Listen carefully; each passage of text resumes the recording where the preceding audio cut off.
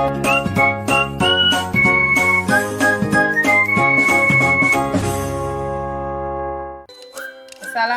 warahmatullahi wabarakatuh. Salam bahagia.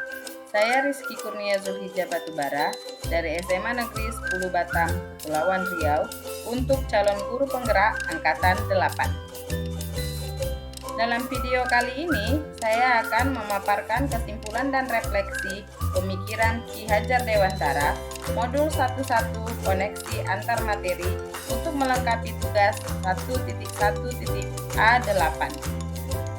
Sesuai dengan filosofis pemikiran Ki Hajar Dewantara, pendidikan dan pengajaran tidaklah sama. Pengajaran adalah bagian dari pendidikan. Pengajaran adalah proses pendidikan dalam memberi ilmu untuk kecakapan hidup anak secara lahir dan batin. Pendidikan pada hakikatnya menuntun, yaitu memberi tuntunan terhadap segala kekuatan kodrat yang dimiliki anak agar ia mencapai keselamatan dan kebahagiaan setinggi-tingginya, baik sebagai manusia maupun sebagai anggota masyarakat. Pendidikan menciptakan ruang bagi murid untuk bertumbuh secara utuh agar mampu memuliakan dirinya dan orang lain, serta menjadi pribadi yang lebih mandiri. Apa yang saya percaya tentang murid dan pembelajaran di kelas sebelum saya mempelajari modul 11 tentang pemikiran Ki Hajar Dewantara? Sebelum mempelajari modul 11 tentang pemikiran Ki Hajar Dewantara, saya percaya bahwa anak terlahir seperti kertas putih, sehingga guru dapat menulis di atasnya sesuai dengan keinginan guru. Kemudian pembelajaran yang saya lakukan yaitu hanya sekedar transfer materi pelajaran. Ketuntasan dalam penyampaian materi itu jauh lebih penting daripada memahami karakteristik murid.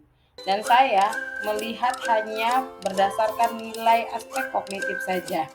Murid merupakan objek pembelajaran bagi saya, sementara saya sebagai guru merupakan pusat pembelajaran, sehingga pembelajaran itu yaitu berpusat pada guru atau teacher center.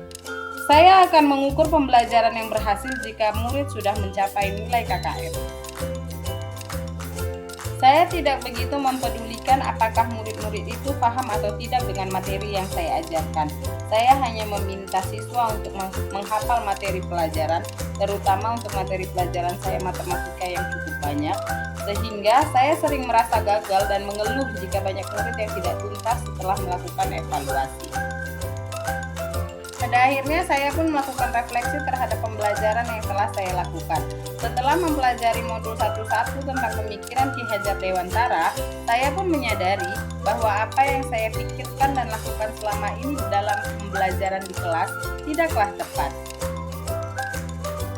Setelah mempelajari modul 11 tentang pemikiran Ki Hajar Dewantara, saya menyadari bahwa anak terlahir bukan sebagai kertas putih, tetapi memiliki kodratnya sendiri seperti garis samar-samar. Seharusnya, saya melakukan proses pembelajaran secara menyeluruh, yang meliputi seluruh aspek baik itu kognitif, afektif, fisikomotor, sosial, budaya, dan spiritualnya. Kemudian di dalam pembelajaran, seharusnya saya menjadikan murid sebagai subjek pembelajaran, sehingga para murid bebas untuk mengemukakan pendapat, memiliki kebebasan untuk berekspresi dan berkreasi. Sebagai guru, saya harusnya hanya sebagai fasilitator dalam pembelajaran.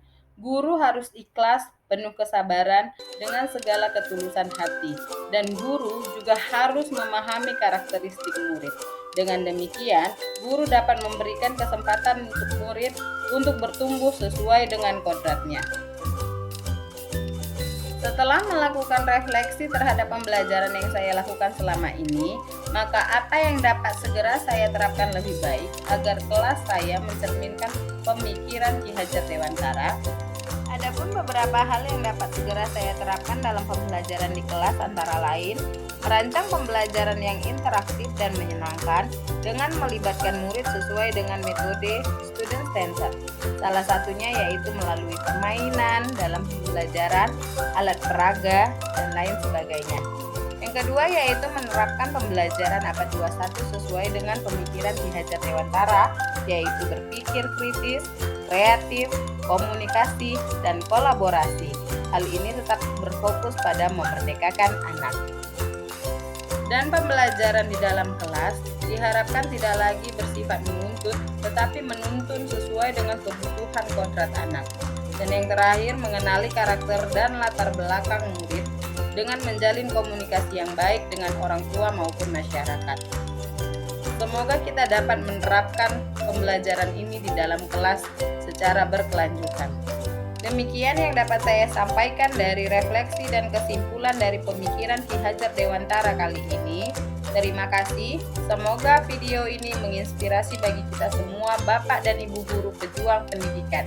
Assalamualaikum warahmatullahi wabarakatuh. Salam dan bahagia.